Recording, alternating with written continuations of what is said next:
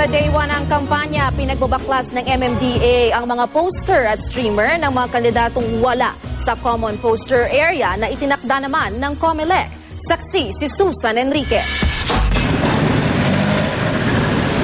Tinatna naming dikit-dikit at halos patong-patong na ang mga streamer at poster ng maraming lokal na kandidato sa kanto ng Mayon at NS Amoranto Street sa Laloma, Quezon City. Karamihan, mga pagbati raw sa katatapos lang na pista sa lugar. Kaya naman pinagbabaklas sa mga ito ng mga tauhan ng MMDA. Ito po, sumobra naman po talaga yung lagay nila, pati doon sa mga pinagbabawal na lugar, yung mga electric wires, lamp post, telephone post, lahat na po, pati yung mga signalized na natakpan na rin po. Matapos ang unang bugso ng pagbabaklas, umaliwalas na ang lugar. Kitang-kita na ang mga traffic light. Gayun din ang mga poste at kable ng kuryente na kanina'y natatakpan. Sabit-sabit yung maraming maduming tignan. Ay nakakaistorbo sa daanan ng sasakyan at gawa ng nasa tapat pa ng stoplight. Pero sa dami ng mga dapat baklasin, hindi pa rin ito natapos at sa halip ay itutuloy na lang bukas.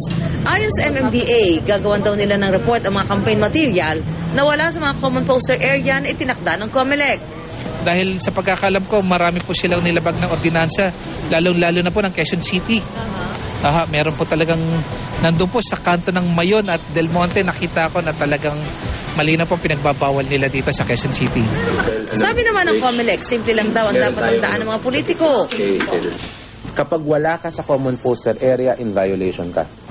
Yung oversize posters, tarpaulins oversize, huwag na dahil sayang lang because you'll be receiving notices from us immediately. Tatangkarin nyo rin yan. Pagbibigyan naman muna ang mga poster na ikinabit sa mga lugar na may political rally pero dapat din daw itong baklasin pagkatapos.